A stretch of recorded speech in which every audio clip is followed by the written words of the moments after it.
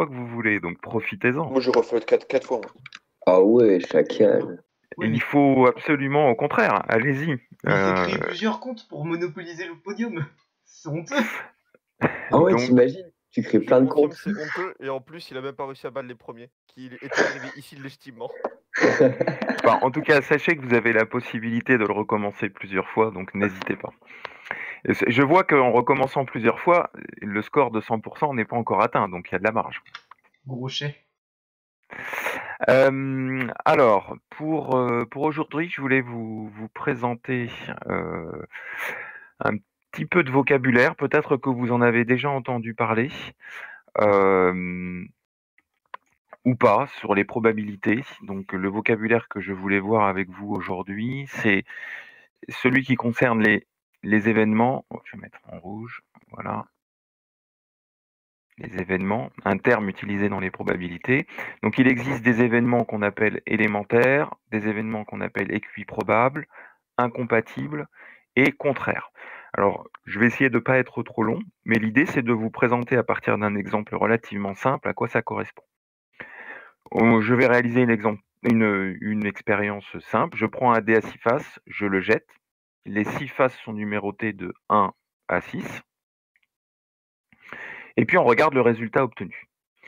Et puis pour illustrer le vocabulaire, je vais m'intéresser à particulièrement 4 événements que j'ai décrits ici. Donc le premier, c'est le dé indique 1. Deuxième événement, le dé indique 2. Troisième événement, le dé indique un résultat pair. Et puis un résultat impair. Alors, voyons voir. Déjà, un petit moyen technique de schématiser l'expérience, c'est ce qu'on appelle l'arbre des issues. Alors ça consiste à dire, je pars d'ici, un point, c'est au moment où je vais jeter le dé. Première possibilité, j'obtiens l'issue 1, mais quand je jette le dé, je peux obtenir l'issue 2, l'issue 3, l'issue 4, 5 et 6. Et à chaque fois, je développe une branche, c'est pour ça que ça s'appelle un arbre. Donc ici, j'ai toutes mes issues. J'en ai 1, 2, 3, 4, 5 issues dans mon univers. Alors première chose, qu'est-ce qu'on appelle un événement élémentaire? Un événement est dit élémentaire lorsqu'il n'est composé que d'une seule issue. Donc si je reprends avec les événements que j'ai décrits tout à l'heure qui sont là, le nombre d'issues de chacun de ces événements, les nombres d'issues favorables. Le dé indique 1, j'ai une ici, une issue ici. Donc une issue favorable, est-ce que c'est élémentaire? Oui, parce qu'il n'y a qu'une seule issue et un événement est élémentaire que s'il y a une issue. Donc oui. Le dé indique 2, il n'y a qu'une issue favorable, elle est ici. Oui aussi. Le dé indique un résultat pair, il y a le nombre 2, le nombre 4 et le nombre 6, donc il y a 3 issues. Donc ce n'est pas élémentaire, il y en a 3, il y en a 2 de trop. Le dé indique un résultat impair, il y a le 1, le 3 et le 5, donc 3, donc c'est aussi non. Il aurait fallu qu'il n'y ait qu'une seule issue. Donc ça, c'est assez simple. On continue avec les événements équiprobables. Alors le mot équi, vous l'avez déjà entendu, par exemple équilatéral, ça veut dire même. Donc équiprobable, ça sera 2 événements qui ont la même probabilité. C'est ce que j'ai écrit ici. Alors on y va, je vais calculer les probabilités pour chacun des événements. Le dé indique 1, j'ai une issue favorable parmi 6. Si je fais le calcul, ça fait 0,17. Même chose pour le dé indique 2, un sixième, 0,17. Au passage, faites attention aux arrondis quand vous calculez les probabilités. Il y en a beaucoup qui, lorsqu'ils ont 1 sur 6, écrivent 0,16, mais c'est bien 0,17, parce qu'il y a une infinité de 6. B, le dé indique un résultat pair. Il y a 3 issues favorables parmi 6. Donc 3 parmi 6, ça fait une probabilité de 0,5. Et impair, 0,5, 3 parmi 6. Donc est-ce qu'il y a des événements équiprobables parmi ceux que j'ai décrits? Oui. Celui-ci avec celui-là, ils ont exactement la même probabilité. Donc A1 et A2 sont équiprobables. De la même façon ici, ces deux-là sont équiprobables, B et C. Voilà pour les événements équiprobables. On continue. Un autre vocabulaire dont on aura besoin, c'est les événements incompatibles. Alors, on dit que deux choses sont incompatibles lorsqu'en général, elles ne vont pas ensemble. Bien, pour les probabilités, c'est lorsqu'elles ne peuvent pas se réaliser en même temps. C'est-à-dire lorsqu'elles n'ont pas d'issue favorable en commun. Alors, si je prends, par exemple, l'événement ici A1, le dé indique 1, le nombre, alors c'est pas le nombre ici, c'est les issues favorables. Entre parenthèses, le dé indique 1, la seule issue qui est favorable, c'est le dé donne 1. Le dé indique 2, eh bien même chose, le résultat, l'issue, c'est l'issue 2. Alors le dé indique un résultat pair. Il y a l'issue 2, on l'a vu tout à l'heure dans l'arbre, l'issue 4 et l'issue 6. Impair, il va y avoir l'issue 1, l'issue 3 et l'issue 5. Alors vous me direz, mais monsieur, pourquoi vous utilisez des parenthèses? Pas pour ne pas confondre avec le nombre d'issues. Le nombre d'issues ici, c'est 3, mais quand j'écris entre parenthèses, ça veut dire que le dé donne 2, le dé donne 4 et le dé donne 6. Donc on met des parenthèses pour décrire les issues. Alors est-ce qu'il y a des événements incompatibles? C'est-à-dire qu'ils n'ont aucune issue favorable en commun. Oui, par exemple, si je regarde ici et là j'ai un 1, mais là je n'ai pas de 1. Donc ce n'est pas compatible, on dit que c'est incompatible. Donc on peut dire par exemple A1 et A, non c'est pas A, c'est B et B. Ces deux issues sont incompatibles. Regardons, alors par exemple l'issue A2 ici, celle-ci là, donc le 2, je vois qu'ici il n'y a pas de 2, c'est 1, 3 et 5, donc ces deux-là sont incompatibles. Donc A2 et C. Il doit nous en rester une troisième parmi celles que j'ai décrites. Bah oui, B et C. Hein. Si vous regardez celle-ci et celle-là, il n'y a aucune issue en commun. Donc, B et C sont incompatibles. B et C. Et A1 et A2, c'est pareil aussi, non? Tout à fait. On peut rajouter A1 et A2. Alors, en fait, il y en a une infinité selon comment on décrit les événements. Mais par rapport à ce qu'on a cité, je crois qu'on a fait le tour ici. Alors, le contraire de incompatible, ça sera compatible. C'est-à-dire qu'ils se réalisent en même temps. Donc si vous regardez, vous trouverez A1 et C sont compatibles, puisque le 1 fait partie de l'événement C. On continue, il nous reste deux petits mots de vocabulaire à voir. Alors les événements contraires. Deux événements sont dits contraires lorsque, ils ne sont pas constitués des mêmes événements élémentaires. Alors, on y va, on regarde. L'événement contraire d'un événement A est constitué de tous les événements élémentaires qui n'appartiennent pas à A. Ah oui, à tous. C'est-à-dire qu'il faut que si, par exemple ici pour le B, le D indique un résultat pair 2, 4 et 6, il faut que j'ai toutes les autres issues. Alors, l'événement contraire de B, qu'on va noter avec une barre, ici, hein, c'est un résultat qui n'est pas pair, donc impair. Ça sera le 1, le 3 et le 5, qui a d'ailleurs la même probabilité, cet événement, que l'événement B. Alors vous allez me dire, mais oui, mais monsieur, cet événement B bar, là, que vous avez appelé B bar, qui est le contraire de B, on l'a déjà vu. C'est l'événement C. Donc on peut aussi écrire que B bar égale C. C'est un cas particulier ici. Par contre, ce qui est intéressant, c'est de remarquer, puisque les deux événements sont contraires, on a soit l'un, soit l'autre.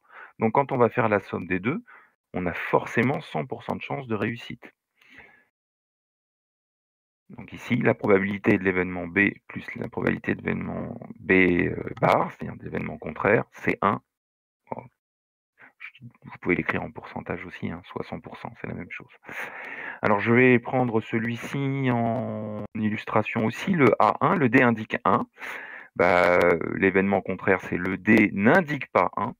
Donc ça sera 2, 3, 4, 5 et 6.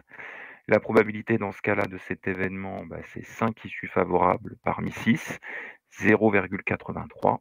Et on remarque aussi que si on fait la somme des deux, de celui-ci et de celui-là, 0,17 plus 0,83 égale 1. En fait, la somme des probabilités de deux événements contraires est toujours égale à 1. C'est assez logique, hein. Si l'on n'a pas une version mais qu'on a son contraire, à L2, on a tout. Soit 100%. Voilà, donc ces mots de vocabulaire sont à comprendre et à connaître. Donc, je vous demande, si possible, si vous avez le temps pour vendredi, de faire la connaissance de le vocabulaire spécifique des événements. Je ne vous ai pas posé de questions, mais c'est à vous de réaliser un résumé. Vous pouvez le faire, hein, comme toujours, photo, scan, ODT. Si possible, pour le vendredi 26 mars, vous faites en fonction d'eux. Vous pouvez me le renvoyer sur ma boîte mail ou sur Discord. C'est pas un travail évalué, mais prenez l'habitude de faire les choses de façon à ce que vous ne perdiez pas le rythme. Voilà, messieurs. Est-ce que vous avez des questions par rapport à ça? Je vous laisse la parole. Non, Mais il y a des événements du coup qui se ressemblent vachement, genre l'événement contraire et l'événement, c'était quoi, inverse ou je sais plus quoi, c'est un peu la même chose en fait. Alors, et oui, parce que quand tu dis le dé n'indique pas un résultat pair, son contraire, c'est un résultat impair. Donc, tu vois ici, par exemple, si je prends cette partie-là, comme les événements sont formulés en français, tu peux exprimer les choses de plein de façons différentes. Dire que le dé donne comme résultat 1, 3 et 5, c'est dire la même chose que le dé donne un résultat impair. Donc évidemment, il va y avoir plein d'événements qui peuvent être contraires, compatibles, et pas forcément écrits de la même façon. Donc là, quand on a B bar égale C, dans certains exercices, vous verrez, vous aurez des événements qui seront soit écrits à la fois avec une barre, soit sans, parce que ça dépend comment on les formule. Ok. L'important, c'est juste de comprendre de quoi il s'agit. Mais comme il y a une part d'écriture en français, et que le français, on peut dire les choses de différentes façons, ce qui n'est pas toujours le cas en maths, hein. En mathématiques, quand je dis le nombre 3, c'est 3. Par contre, pour décrire un arbre, je peux dire qu'il est joli, qu'il est beau, mais pourtant ça veut dire la même chose. Donc quand les événements seront écrits, parfois, effectivement, ils porteront deux lettres différentes, mais ils ont la même signification. Ok. C'est le cas ici, hein. B bar, le dé n'indique pas un résultat pair, c'est la même chose que le dé indique un résultat impair. Donc B bar égale C. C'est une subtilité de la langue combinée avec les mathématiques.